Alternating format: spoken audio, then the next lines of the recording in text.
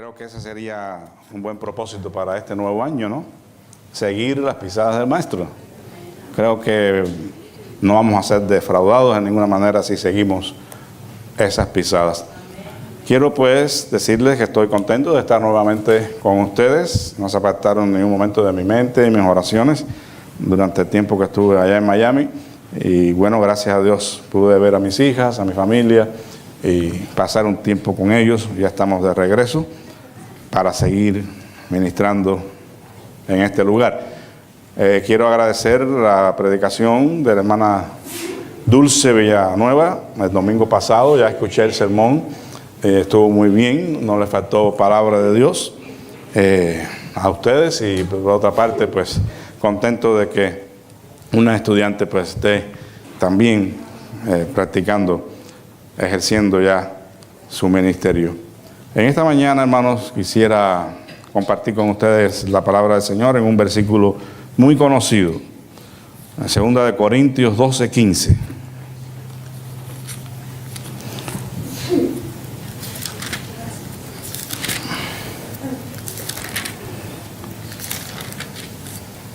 Dice la palabra del Señor: y yo con el mayor placer gastaré lo mío, y aún yo mismo me gastaré del todo por amor de vuestras almas, aunque amando más, sea amado menos. Padre, te suplicamos tu dirección en este momento para la exposición de tu palabra y la fresca unción de tu Espíritu. Ayúdanos para entenderla, para que ella pueda hallar lugar en nuestros corazones y podamos, Señor, en este nuevo año tener el firme propósito de vivir la vida que a ti te agrada. En el nombre de Jesús y por sus méritos. Amén. Bien, bajo el título de un paradójico propósito de año nuevo, quiero compartir con ustedes estas palabras del apóstol Pablo a los creyentes en la iglesia de Corinto. Un paradójico propósito de año nuevo. No sé si la palabra paradójico es nueva para algunos. Es posible que los que hablan más inglés no la entiendan. No sé cómo se dirá en inglés esta palabra, pero una paradoja es algo que puede parecer inadecuado, contrario, ¿verdad?, al criterio de todos los demás. O sea, yo puedo tener un pensamiento muy hermoso, muy lindo, una filosofía de vida perfecta, pero puede no estar en armonía con el pensamiento y la filosofía de vida de la gran mayoría. Y por eso es una paradoja, porque es algo que aparentemente es contradictorio al pensamiento de los demás. Entonces, estas palabras del apóstol Pablo van a ser para nosotros en esta mañana motivo de inspiración, para que nosotros podamos hacer un paradójico propósito de año nuevo. Un propósito de año nuevo que quizás no vaya de acuerdo con el propósito de la mayoría de la gente que no conoce a Cristo como su Señor y Salvador. Pero que nosotros como creyentes podemos entender a la luz de la palabra que no hay mejor propósito de año nuevo y de toda la vida que este que vamos a compartir. Tengo que comenzar diciendo una gran verdad. El deseo de todo ser humano es ser feliz. Si hay alguien que está en desacuerdo, puede levantar la mano, ¿verdad? Yo creo que no. Todos queremos ser felices. Y para lograrlo, el ser humano se traza metas y se hace propósitos, gastando cualquier cantidad de tiempo y energías, haciendo grandes sacrificios, sin escatimar absolutamente nada. De hecho, Aristóteles, este famoso filósofo griego, dijo que el fin de fines es la felicidad. O sea que la gente quiere alcanzar por todos los medios la felicidad. Algunos han propuesto una fórmula para la felicidad que ya hemos mencionado aquí y que hasta se canta y todos conocemos, ¿verdad? 3 palabras mágicas: salud, dinero y amor. Y algunos dicen, con esas 3 cosas yo soy feliz. Y cualquiera puede alcanzar la felicidad. Esto se convierte, repito, en el gran propósito de las vidas de las personas. Y desde el tiempo del apóstol Pablo esto era así. No es nada nuevo. en el tiempo en que Pablo está escribiendo esta carta a los Corintios, existían múltiples filosofías griegas que proponían la búsqueda de la felicidad.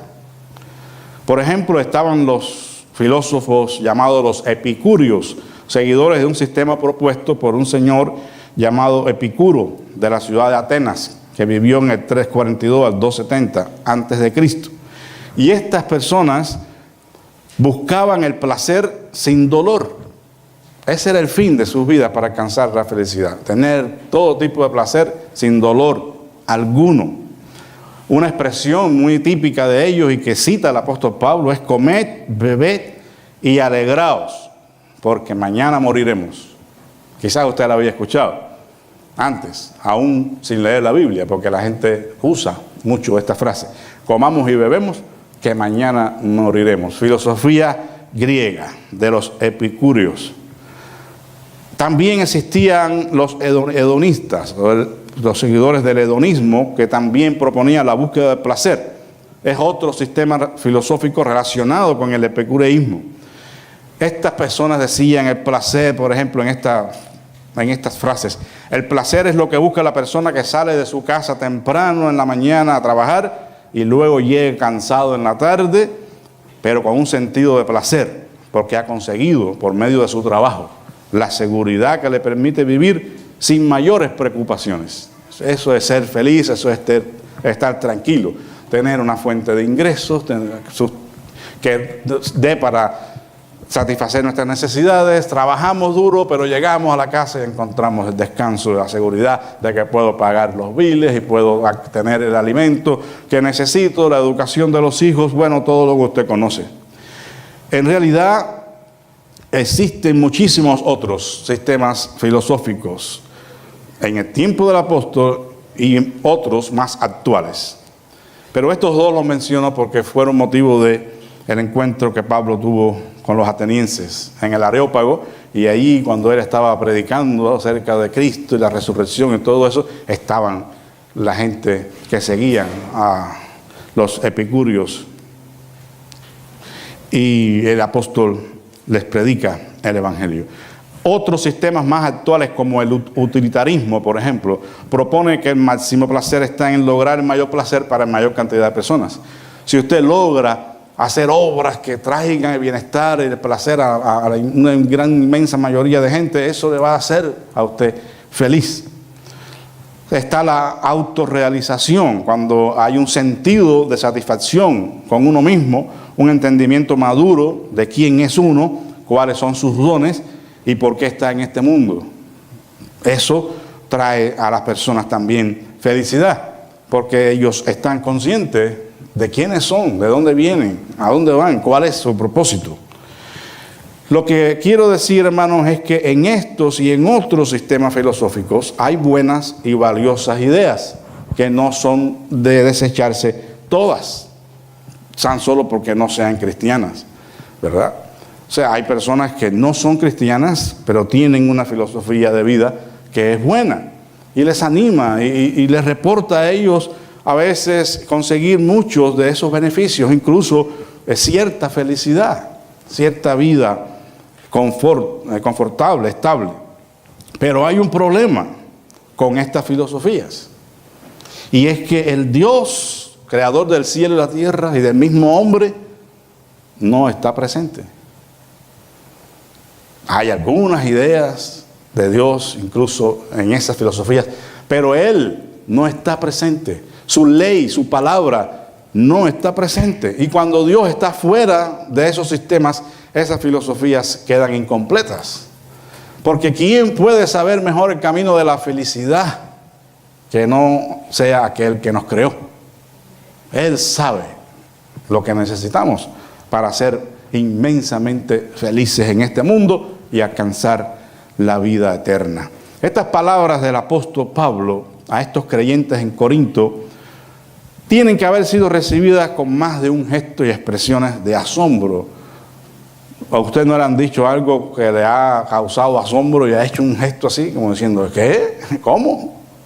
Bueno, es probable que estos cristianos, al recibir esta carta y a ser leída a la congregación, hayan hecho así. ¿Qué le pasa a Pablo? Se volvió loco. Esas palabras que él está diciendo son algo que no calzan en nuestro sistema de vida, en nuestra filosofía de vida.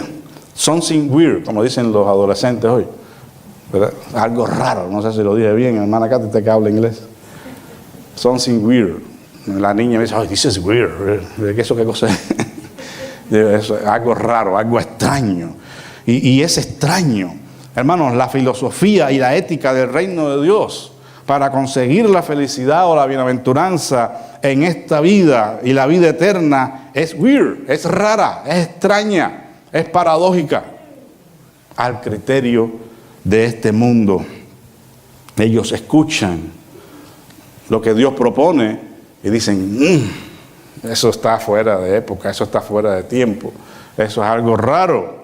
Sin embargo, Pablo está escribiendo, transformado ya por el poder de Dios que había recibido en su vida, una nueva motivación para vivir, un nuevo entendimiento de lo que significa ser feliz y sentirse pleno en este mundo. Y estaba diciéndoselo a una gente que lo había menospreciado a él, que habían tenido en poco su ministerio, que habían puesto en duda su autoridad apostólica, una iglesia rebelde, una iglesia dura de corazón, que cuestionó al apóstol.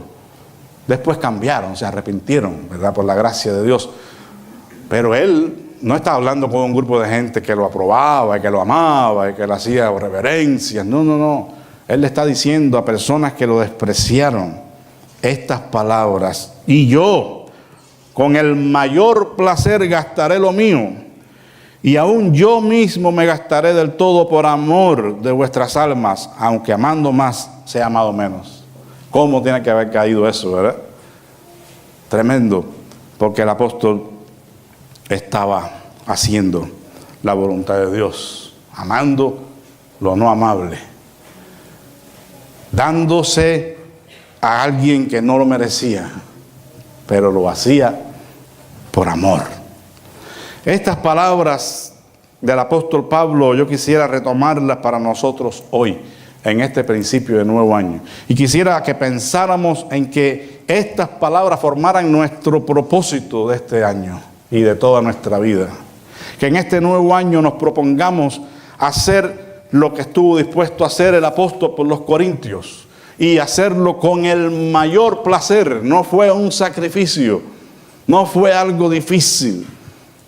Él estaba haciéndolo con gozo, con alegría, con satisfacción al hacerlo, con el mayor placer.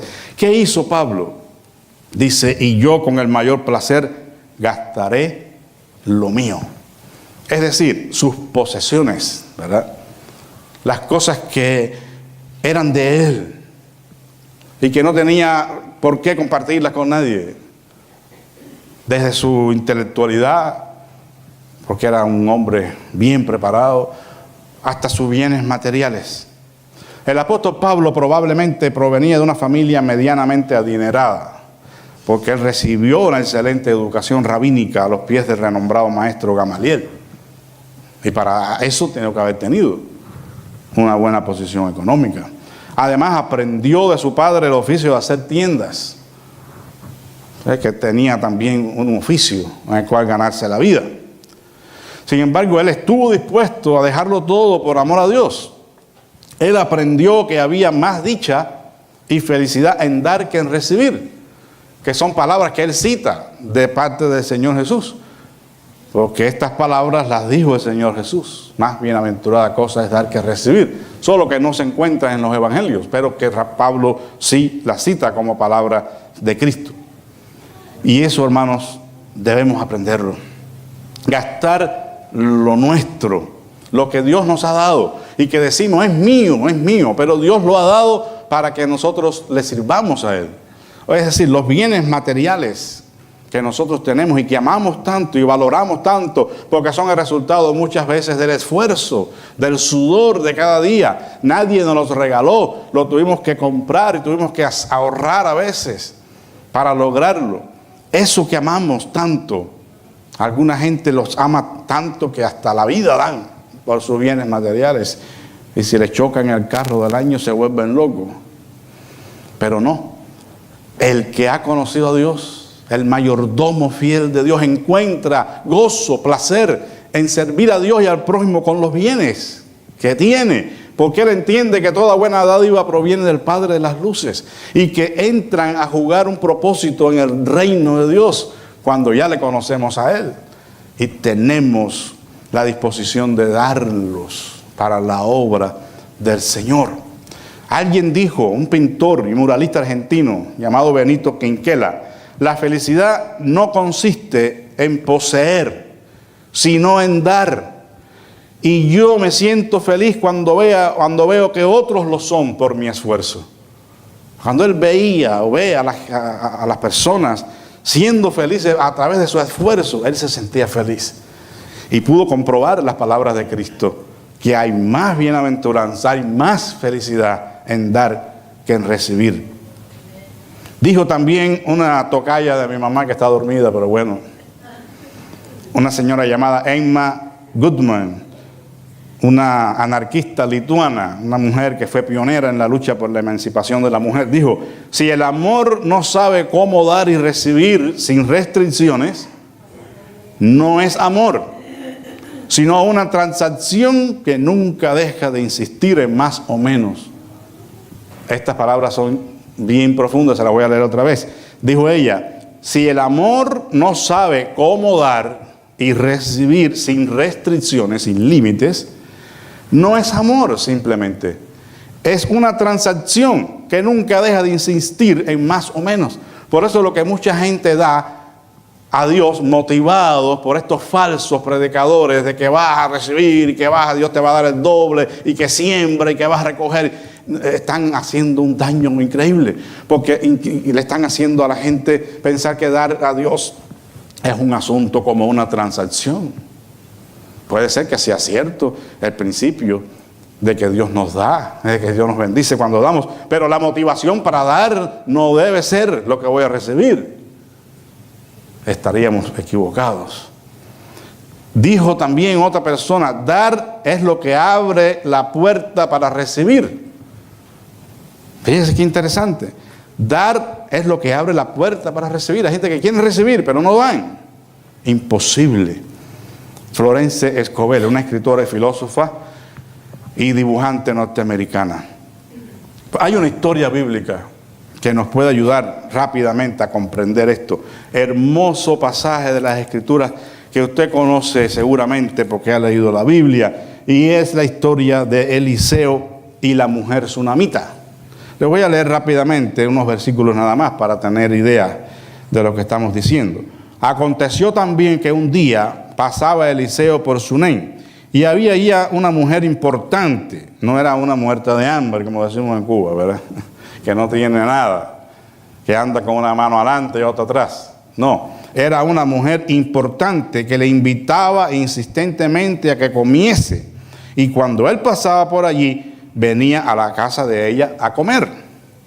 Y dijo ella a su marido, he aquí ahora yo entiendo que este que siempre pasa por nuestra casa es varón santo de Dios. Yo te ruego que hagamos un pequeño aposento de paredes y pongamos allí cama, mesa, silla y candelero, para que cuando él viniere a nosotros se quede en él. Y aconteció que un día vino él por allí y se quedó en aquel aposento y allí durmió. Entonces dijo a Giesi su criado, llama a esta sunamita. Y cuando la llamó, vino ella delante de él. Dijo él entonces a Giesi, dile, he aquí, tú has estado solícita por nosotros con todo este esmero. ¿Qué quieres que haga por ti? ¿Necesitas que hable por ti al rey o al general del ejército? Y ella dijo, yo habito en medio de mi pueblo. Una expresión en hebreo, así, yo estoy bien, yo no necesito nada, ni estoy buscando nada. Y dijo, ¿qué pues haremos por ella? Y Giesi respondió, he aquí que ella no tiene hijo y su marido es viejo. Dijo entonces, llámala. Y él la llamó y le dijo, el año que viene, por este tiempo, abrazarás un hijo. Y ella dijo, no, Señor mío, varón de Dios, no hagas burla de tu sierva. Mas la mujer concibió y dio a luz un hijo el año siguiente, en el tiempo que Eliseo le había dicho. Y el niño creció, pero aconteció un día que vino a su padre, que estaba en los segadores, y dijo a su padre: ¡ay, mi cabeza, mi cabeza! Y el padre le dijo a un criado: llévalo a la madre. Y habiéndole tomado y traído a su madre, estuvo sentado en sus rodillas hasta el mediodía y murió. Bueno, la historia sigue, pero lo que quiero retomar aquí, hermanos, es que esta mujer no necesitaba nada. Ella no le dio albergue, no concibió la idea de preparar el aposento para el profeta porque estaba buscando algo de él, ni de Dios. Simplemente por la bondad de su corazón, simplemente por el don y la gracia de dar desinteresadamente. Y eso le trajo la bendición de Dios. Aun cuando dudó, cuando Eliseo le dijo: vas a tener un hijo, no te burles de mí, porque ella no podía tener hijos, somos el marido viejo. Aun cuando dudó, Dios la bendijo. Entre paréntesis, quizás por la duda, lo que sea, hay lecciones que Dios nos da de fe, se la dio a ella, el hijo murió. Y por la gracia de Dios también, cuando ella fue y reveló al profeta lo que había pasado, porque no estuvo divulgando ni gritando desesperadamente lo que había pasado, que su hijo se había muerto. El marido le dijo: todo está bien, paz. Cuando él supo que iba a ver al profeta, al criado: todo está bien. Pero cuando llegó donde estaba Eliseo, derramó su corazón. Debemos derramar nuestro corazón y hablar con quien nos pueda ayudar, no con cualquier persona que después va a estar murmurando y criticando. Pero bueno, eso es entre paréntesis. El punto es que ella tenía un corazón dadivoso y preparó el aposento para el profeta, y Dios la bendijo. Eliseo vino, se subió sobre el muchacho y el Espíritu vino sobre él nuevamente, dándole respiración boca a boca. El niño volvió a la vida por el milagro y la gracia de Dios a una mujer que supo dar desinteresadamente.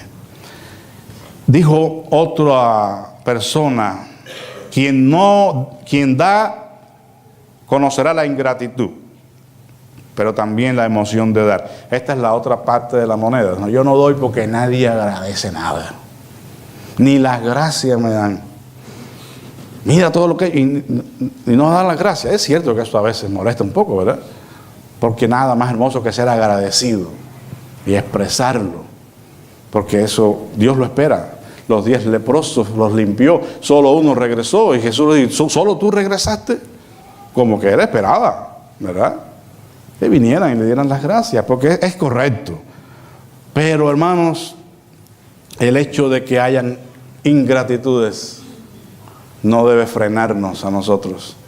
No espere que le agradezcan nada, no espere incluso que lo que da para la obra de Dios se diga desde el púlpito. Hay gente que hasta se enoja por eso. Doné las cortinas, las bancas, y ni siquiera han dicho nada. Puede ser una falta, ¿verdad?, porque hay que agradecer. Pero, y si no, ¿para qué damos? ¿Y para quién damos? Para Dios, ¿verdad? Y Él es el que mira todas las cosas, y eso es lo que debe traer gozo a nuestro corazón. Una cosa interesante es que no hay que tener mucho para dar. Cuanto menos poseemos, más podemos dar. Parece imposible, pero no lo es. Esa es la lógica del amor. ¿Sabe quién dijo eso? La Madre Teresa de Calcuta. Una mujer que no tenía nada y lo dio todo. Dio su vida para el cuidado de los enfermos. Usted conoce muy bien que cuando se estaban dando las ofrendas en el templo, había gente que estaban dando abundantes cantidades de dinero y cosas. Y todo el mundo estaba asombrado, los discípulos asombrados. Pero lo que llamó la atención del Señor fue una viuda, una mujer que no tenía más que 2 monedas, y lo dio. Y el Señor le dio una lección a sus discípulos. Toda aquella gente dieron de lo que les sobraba, pero ella dio todo lo que tenía. Qué hermoso, hermano, que nosotros podamos tener en nosotros en este nuevo año, ese espíritu de gastar nuestras posesiones en el servicio al reino. Eso no es que te traiga el carro, y aquí está el carro para la iglesia, pastor, aquí está. No estamos hablando de eso. Estamos hablando de una cosa que forme parte de su identidad espiritual y que esté a la disposición de poner al servicio de Dios y del ser humano sus bienes cuando Dios se los requiera. La segunda cosa que hizo el apóstol, que debe ser nuestro ejemplo, es gastarse a sí mismo. Y yo con el mayor placer gastaré lo mío. Y aún yo mismo, dice, me gastaré del todo. No me gastaré un poco. No hasta la edad de retiro, ya después vamos a ver qué hacemos. No, me gastaré del todo por amor de vuestras almas. ¿Qué significa esto? Esto es un paso más en el dar. Porque es dar, pero es darse a sí mismo. Ya no son mis bienes materiales, nada más. Es aquí puedes llevarte todo lo que quieras, que te sobra, ¿verdad? Aquí está, pero conmigo no cuenten, yo con eso no quiero compromiso. El fiel mayordomo da lo suyo, pero se da a él, a sí mismo, a Dios. Gastarse a sí mismo, un paso más en la dádiva. Es la dádiva de los afectos y emociones más íntimos. Si usted da lo material, hermano, pero no da sus afectos, sus emociones más íntimas, esa dádiva no es bien recibida. En una relación humana, vamos a pensar en el matrimonio. Si el hombre la tiene en una casa de princesas y los televisores en la sala de este tamaño y en el cuarto y la cocina a todo dar, todo tipo de utensilios para hacer café, para cocinar, para hacer las tortillas, para hacer lo que sea, todo lujo, toda comodidad, pero con él no puede contar, nunca está, nunca hay un te amo, mi amor, vamos a ver una película juntos, vamos a orar, vamos al parque, vamos a comer afuera, no hay nada de eso. Esa mujer va a ser miserable. Aunque vive en un castillo, hermano. Aunque vive en un castillo. Y viceversa. Si el hombre también es bien atendido y tiene las camisas almidonadas y los pantalones a todo dar y todo ahí bien, la comida a su hora, pero emocionalmente desconectada, él preferiría comer pan duro con una mujer afectuosa, cariñosa, que sepa acercarse y decirle: mi amor, te amo, te respeto, te admiro. Qué bueno que tengo un hombre como tú, que trae el sustento, que eres trabajador. Hermano, eso vale más que cualquier otra cosa. Eso es darse con afecto, con emociones. Y en la obra de Dios es igual.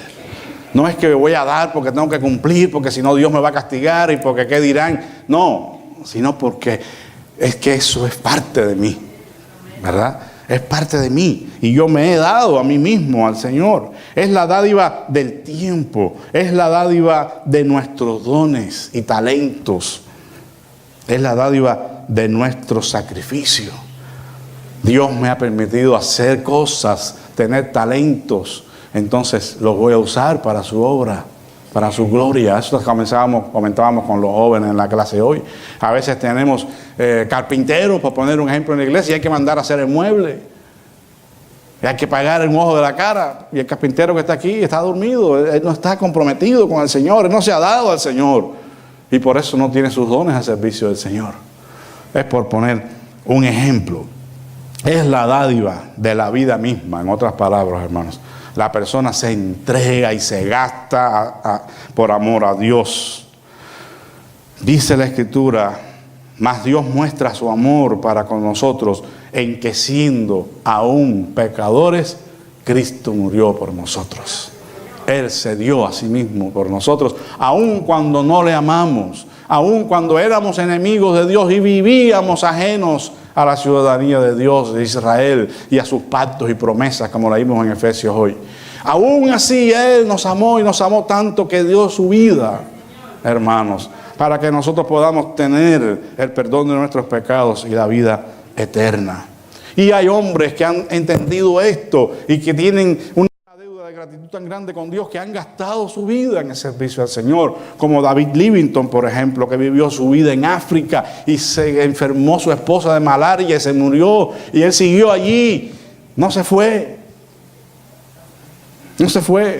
hasta que murió también. Y ahí enterraron su corazón debajo, a la pie de un árbol, porque aquella gente había entendido cuánto ese hombre les había amado y querían tener algo de David Livingstone allí, en esa tierra africana. Yo creo que el ejemplo del apóstol mismo nos sirve. El apóstol Pablo, este hombre que fue transformado por el poder de Dios, iba en su misión persiguiendo a los creyentes en Yeshua, y el Señor lo tumbó a tierra y le dijo: dura cosa te es dar cosas contra el aguijón, Pablo, ¿qué estás haciendo? Y Dios le cambió el rumbo de su vida. Y tanto fue ese cambio, hermano, que el apóstol llegó a morir, literalmente, como él dice aquí, y me gastaré a mí mismo. Y se gastó hasta la decapitación, porque le cortaron la cabeza por causa de su fe. Y estuvo preso y sufrió, bueno, ustedes saben, desvelos, hambres, prisiones, cuántas cosas por amor a Dios y al hombre, porque él se dio a sí mismo. Los macedonios se dieron a sí mismos. Cuando Pablo estaba recogiendo las ofrendas para los santos en Jerusalén, no solamente dieron el dinero que no tenían porque estaban en tribulación, sino que se dieron a sí mismos, y el apóstol se asombró y dijo: no esperábamos esto. Se dieron a sí mismos al Señor y luego a nosotros por la voluntad de Dios, porque Dios no acepta la dádiva sin la persona, hermanos. Si no nos hemos dado nosotros mismos al Señor, la dádiva Él no la acepta. No es un objeto de adoración. Puede que la iglesia la acepte, pero eso no quiere decir que Dios la acepte. Puede que entre a la tesorería de la iglesia sus diezmos y ofrendas, pero eso no quiere decir que Dios esté contento con eso, si usted no se ha dado al Señor primeramente. Y termino esta parte con un ejemplo hermoso de una mujer que fue la pionera de la enfermería, la madre de la enfermería moderna. Una mujer que entregó su vida a Dios y entendió el propósito de Dios para su vida, hermanos. Estoy hablando de Florencia Nightingale, que nació allí en Florencia, en Toscana, el 12 de mayo de 1820 y murió el 13 de agosto de 1910. Una larga vida, enfermera, escritora y estadística británica. Esta mujer tuvo el llamado de Dios. Ella era de fe anglicana y ella entendió que Dios la estaba llamando para cuidar a los enfermos.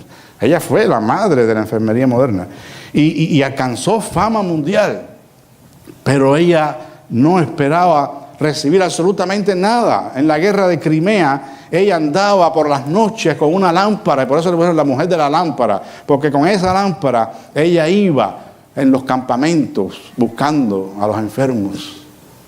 Bendito sea el Señor. Murieron más gente, como ella decía, por las causas de las enfermedades y las condiciones que por la misma guerra. Y ella gastó su vida sirviendo a esos enfermos. La dama de la lámpara. Fue publicado un artículo en el año 1855, el 8 de febrero, que dijo, sin exageración alguna, hablando de Florencia, es un ángel guardián en estos hospitales. Y mientras su gracia, su frágil figura se desliza silenciosamente por los corredores, la cara del desdichado se suaviza con gratitud a la vista de ella.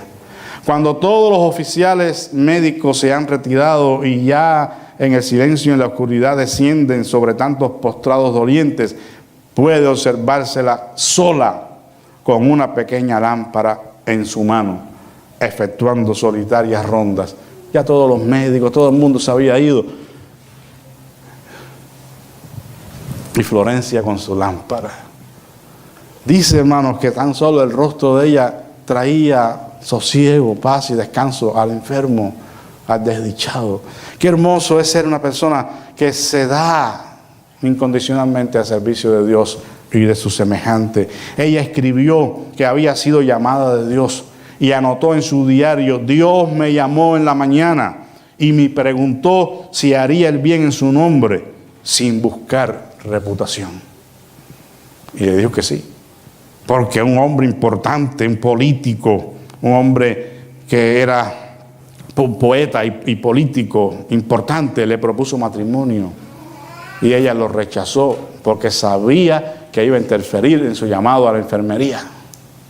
Lea un poquito de ella, se va a asombrar. Hay todo el juramento que hacen los enfermeros hoy para hacerse enfermeros es en honor a Florencia Nightingale.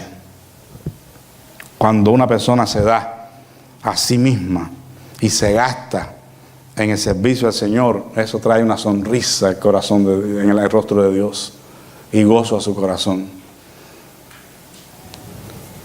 Y en tercer lugar, el apóstol dijo que él haría esto sin esperar nada a cambio.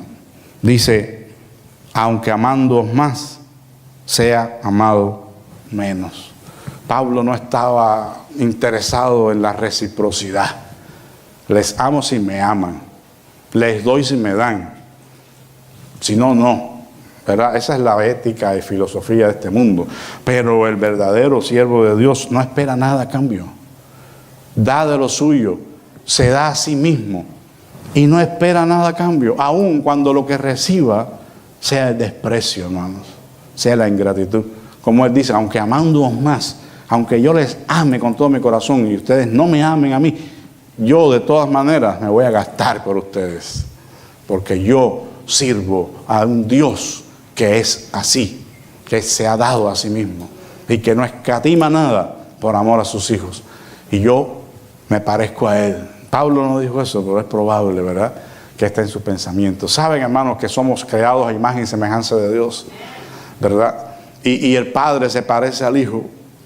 El Hijo se parece, bueno, también, pero el orden es: el Hijo se parece al Padre. Y desde que nace ya estamos a ver de quiénes son los ojitos y las orejas y los piecitos, a ver qué tiene de mí, ¿verdad? Porque es un orgullo cuando decimos: se parece a mí. Y después en los rasgos del carácter también. Bueno, dice el Señor Jesús que nosotros debemos parecernos a Dios. En Mateo 5:48, ¿verdad? Sed pues vosotros perfectos, como vuestro Padre que está en los cielos es perfecto. Parecerse a nuestro Padre Celestial. Una de las cosas que más nos distingue como hijos de Dios es esta característica de dar y de darnos. Porque esa es la esencia del Evangelio. Porque de tal manera amó Dios al mundo que ha dado a su Hijo unigénito, para que todo aquel que en Él cree no se pierda, mas tenga vida eterna. Y más, Dios muestra su amor para con nosotros, como leímos en Romanos, en que siendo aún pecadores, Cristo murió por nosotros. Qué bueno es que busquemos al desdichado, que busquemos al que no puede retribuirnos para darle. Porque también en los proverbios dice que cuando uno da a alguien que le puede dar, después entonces no hay mucho valor en eso, sino a que no me puede devolver para atrás. Eso no quiere decir que usted indiscriminadamente y sin sabiduría le dé su dinero a que va a endrogarse, ¿verdad? Pero sí estar pendiente de la necesidad y dar, hermanos, aunque sea algo poco, pero cuenta delante de Dios. Hubo un hombre, a mí no me gusta el oficio que tenía para nada, estoy en contra de eso con todo mi corazón, que es el torero, ¿verdad? Porque eso es abuso del animal y lo detesto, aunque amo España con todo mi corazón, pero no, eso no lo acepto. Y este hombre tenía dinero y andaba con su carro todos los días, hacía un recorrido, veía a un hombre caminando toda la faena, y un día se detuvo y le dijo que lo recogió y estuvo hablando con él, y dijo que él no tenía una bicicleta, se la habían robado. Y en el próximo pueblo paró y le compró una bicicleta. Y después el hombre que iba, el apoderado, no sé cómo, que iba manejando el carro, le dijo: pero ¿y qué sentido tiene? ¿Cuánta gente, cuántos desdichados no hay en este mundo que no tienen bicicleta? ¿Cuántas necesidades no hay? Y él le dijo: sí, pero ahora hay una menos. Una menos. Una menos. Y si puede ser el dólar mío. Hermanos, Puede ser que alguien diga eso, pero Dios que está en los cielos nos ve. El verdadero amor solo da sin esperar reciprocidad. Es decir, sin esperar que de vuelta reciba amor. Es no esperar nada, ni siquiera, escuche bien esto, si se está durmiendo, hermano, despiértese un momentito ahora. Ni siquiera de Dios. ¿Ok? Ni siquiera de Dios, aun cuando tengamos promesas y todo. Porque eso, repito, se está apelando al egoísmo de la gente. Dale a Dios y Él te va a dar. Bueno, es cierto que eso ocurre, pero no debe ser la motivación para dar. Ni siquiera de Dios debemos esperar nada. Es el inmenso placer de dar, movido solamente por la gratitud hacia aquel que nos ha dado todas las cosas. Es el dar como resultado de haber sido creados a su imagen y semejanza. Es el dar en una sola dirección, unilateralmente. La bondad, hermanos, para terminar, la bondad que damos siempre regresa. Eso es cierto. Pero no vamos a dar para que me regrese, sino por el corazón de Dios en nuestro corazón. Echa tu pan sobre las aguas, dice Eclesiastés, y a los días lo hallarás. Eso es, el bien que hacemos nos regresa. Pero no lo vamos a hacer por eso, sino porque ya forma parte de nuestra naturaleza. Por el solo placer de amar desinteresadamente a todos y por el gusto de parecernos a Dios. Que esto sea el propósito de este año, hermanos. Y no solamente de este año, sino de toda nuestra vida. Gastarnos a nosotros mismos, dar nuestras posesiones y no esperar nada a cambio. Solamente el complacer a Dios. Padre, te doy gracias en esta mañana por tu palabra y por esta motivación que nos das en este nuevo año 2014 de seguir el ejemplo de este siervo tuyo, el apóstol Pablo, que por amor a una iglesia que lo despreció, que tuvo en poco su autoridad, que cuestionó su apostolado, aún así, Señor, Él les amó, Él les ministró, Él les cuidó, Él no dejó de expresar su sentido de paternidad, de amor cuidadoso hacia estos creyentes. Y Él pudo ver, Señor, por tu gracia, el arrepentimiento de los corintios y su solicitud por Él nuevamente. Ayúdanos a nosotros en este año a amar, Señor, con todo nuestro corazón tu obra y a ti mismo sobre todas las cosas, y que podamos seguir este ejemplo de darnos a nosotros mismos sin recibir, sin esperar nada a cambio, Señor. Más que las palabras tuyas que digan, este es mi Hijo amado, en quien tengo complacencia. En el nombre de Cristo Jesús. Amén. Señor les bendiga.